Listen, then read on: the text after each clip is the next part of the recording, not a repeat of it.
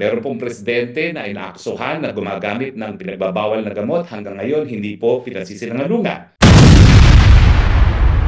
Ang Kongreso ginugugol ang panahon sa mga investigasyon na talaga namang ang intensyon ay durugin lamang ang dating Presidente Duterte.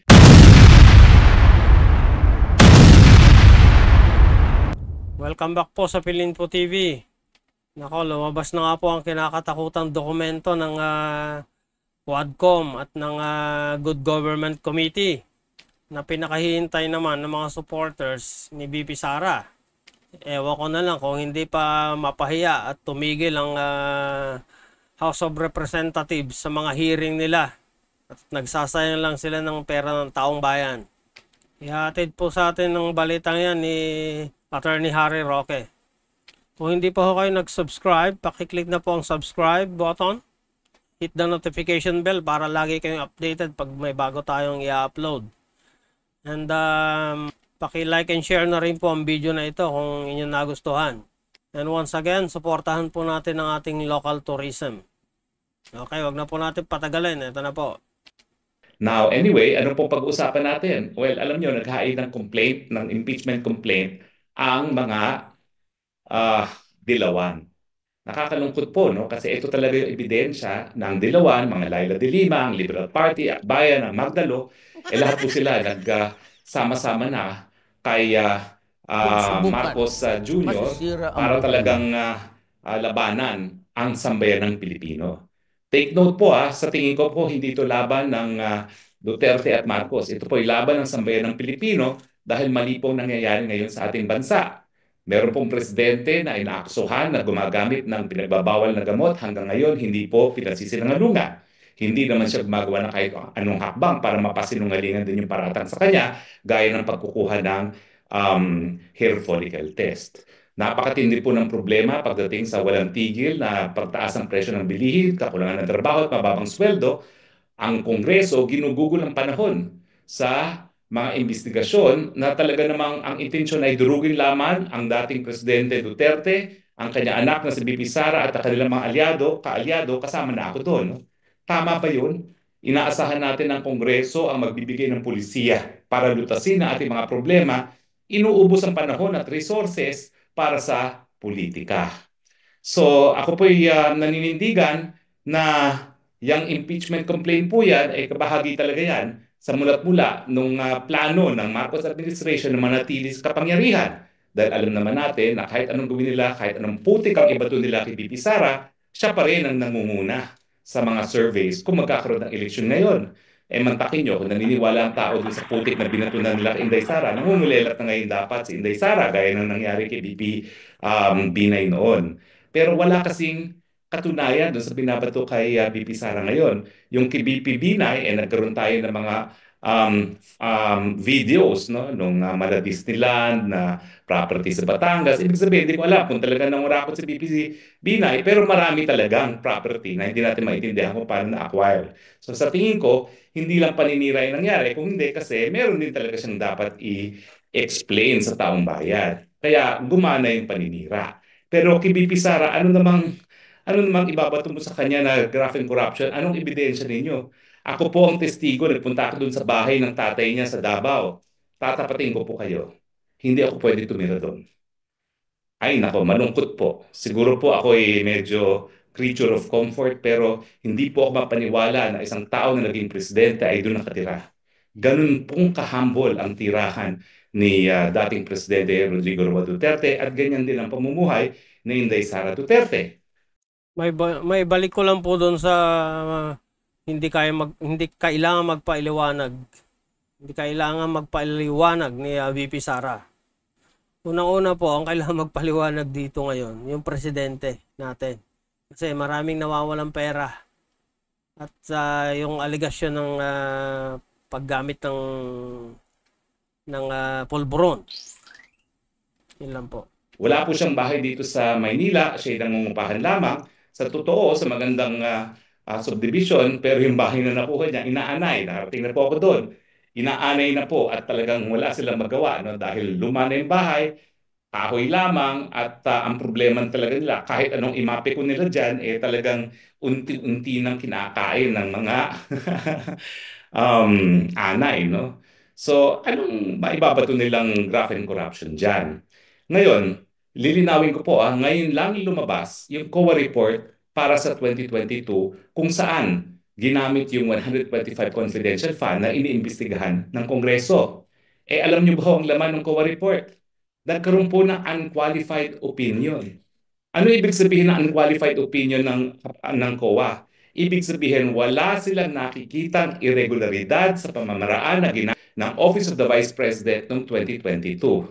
Paano ngayon sila maghahain ng isang impeachment complaint na nakabase sa graph of corruption na mayroong unqualified opinion ang COA na walang kababalaghang nangyari sa paggastos ng kahit anong pondo sa Office of the Vice President kasama na yung confidential fund na yan.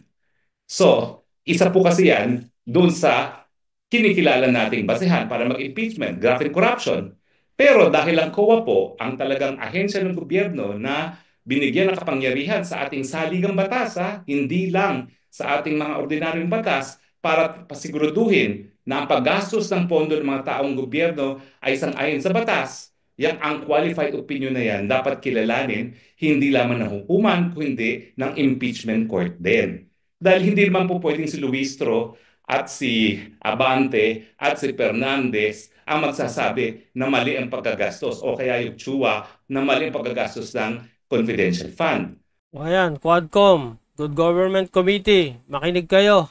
Mahiya naman kayo sa pinaggagawa nyo. Ang tanging ahensya na may ganyang desisyon ay ang COA.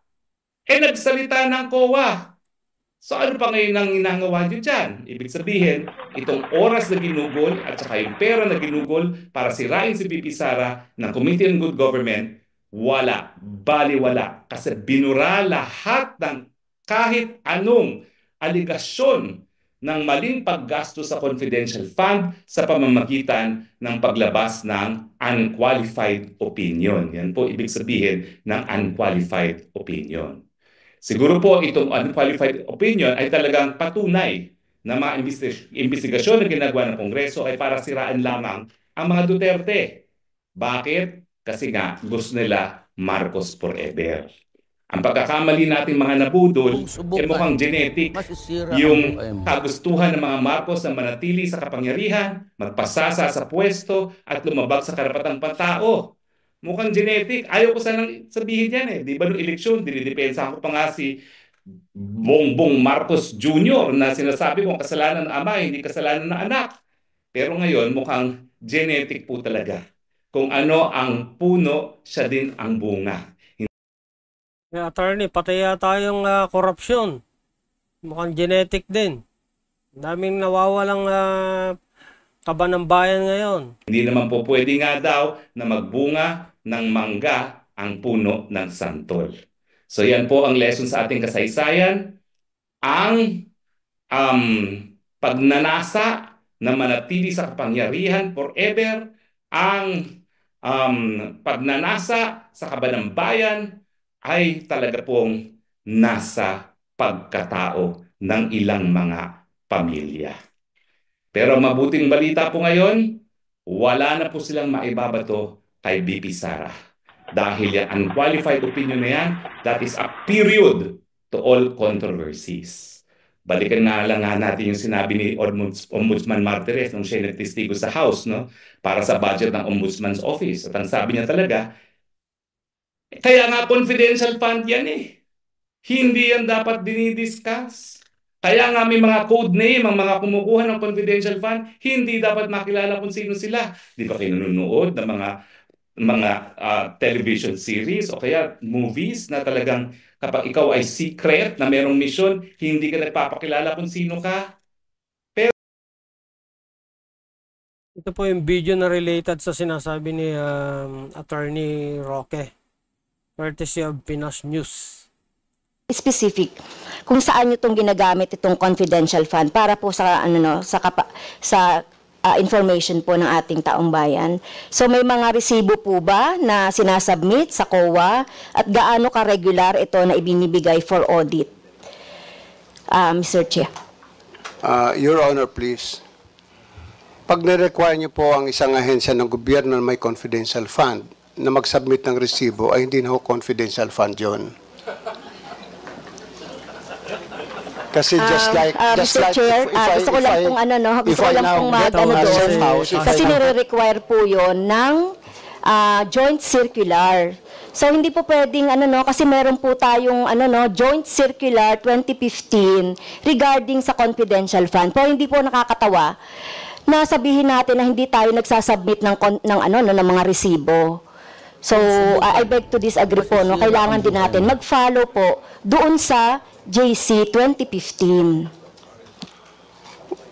Pagpaunmanhin po ninyo, pero mula po na ako'y maging ombudsman, wala po nagsabi sa akin na mag-submit po kami ng resibo dahil paano ko po re-resibuhan ang isang intelligence officer na sinuyo ko tingnan ang isang bagay o isang kaso. Ano ho yung resibo ilalagay ko doon? Paano ho ililiquidate sa akin ng intel officer? If I get a safe house, magtataka pa ho kayo, ba't ako kumuha ng safe house? Baka naman yung safe house na yun ay hindi totoong safe house, kundi motel. I mean, I really don't know. But if that is the case, na pag-uusapan po natin, pag-aawayan natin ng confidential fund, then, alisin ho nyo sa budget namin yung confidential fund. As I said, we can survive. I can continue investigation cases. We just smile at my friends at the ISAF and some other investigation agencies. Madali lang po yun eh.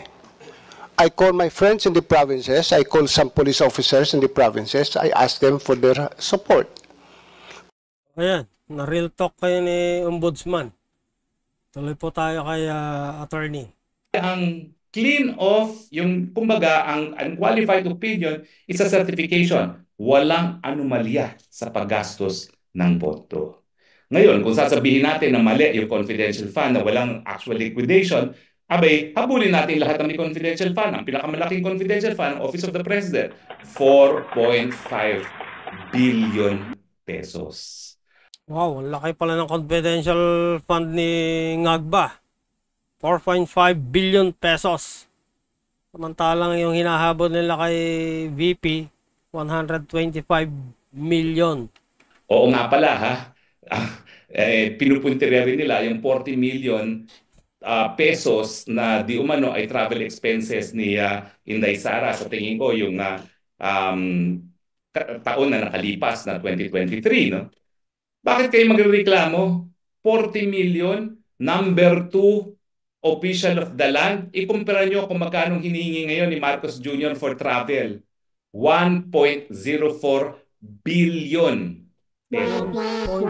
Yung mga biyahe ni Inday Sara, lahat po lokal. Kasi may mga satellite offices siya at umiikot siya at tinitignan niya ang kondisyon ng ating mga kababayan. Unang beses siguro na ginawa talaga ng Vice President na nagkaroon ng satellite offices para hindi na pupunta sa Maynila ang mga nangangailangan. Siya nang nagpunta doon sa mga nangangailangan. O ayan, tinanggal nga sa budget ngayon. Sa panahon naman na nakikita natin na hindi naman kaya talaga ng DSWD magbigay ng ayuda sa mga nangangailangan pag meron talagang aberya. Ang ginawa nila sa pagtanggal ng mga ayuda na pinamimigay ng Vice President, binawasan nila yung kakayahan ng gobyerno na magbigay ng tulong sa panahon na aberya. Ganong ang ating karanasan ay talagang hindi kaya na DSWD lamang. Ang mga politiko naman na namimigay ng ayuda, unang-una, yan ang illegal. Kasi sabi ng kaso dun ng Korte Suprema, sa kaso na ako mismo naghain, yung Belica versus House of Representatives, ang trabaho ng mga mambabatas magpasa ng pantaunang budget. Pag naipasa na yung pantaunang budget na yan, wala na sila dapat kinalaman sa implementasyon. Kaya nagtataka ako. Mga congressman, tambalustay, makinig kayo. Bawal pala kayo mamigay ng ayuda. Hindi nyo trabaho yan. Bakit ang daming EPAL namimigay ng mga ayuda, yet sabi ng Korte Suprema, yan nga po ay wala na sa puder ng mga mambabatas. Ehekutibo namin ganyang katungkulan. At ang Vice Presidente po, kabahagi po yan ng ehekutibo. Ibig sabihin, ang pamimigay talaga ng ayuda kasama po sa katungkulan ng Vice President bilang kabahagi ng ehekutibo. Oh, mandato pala ng BP, kasama sa mandato niya, mamigay ng ayuda at mga tulong. Well, ang akin lang naman po, kaya tayo nagsuspokes hour, para magkaroon kayo ng karagdagang kaalaman sa batas nang maintindihan nyo yung mga issues na hinaharap natin ngayon. So kung ang issue ay nangurakot daw si Inday Sara ng 125 confidential fund, ang sagot, dahil sa COA report na mayroong unqualified opinion, wala pong katotohanan yan. Humanap na kayo ng ibang issue pa kay VP Sara, pero hindi nyo masasabi na siya ay kurakot. Oh, Quadcom, Good Government Committee, mahiya naman kayo kung magpapatuloy pa kayo sa ginagawa nyo. Sinisira nyo ng institusyon ninyo, ang House of Representatives. At malamang political suicide ang ginagawa nyo. Sa mga distrito nyo, wala nang boboto sa inyo. Sa dami ng supporters ni VP Sara, hindi kayo iboboto ng mga yon. Which is also the same na masasabi mo kay dating Presidente Duterte. Ang patunay na walang issue pagdating sa korupsyon ang dating Presidente Duterte, tignan niyo po ang kanyang tirahan hanggang ngayon. I rest my case. Maraming salamat po sa inyong patuloy na pagtangkilik, ha? At salamat din po, Attorney Harry Roque. Okay, so ganyan lang po muna. Paki-like and share na lang po ang video na ito para makita rin ng iba. Mag-comment na rin po kung ano inyong nasa loobin. Salamat po.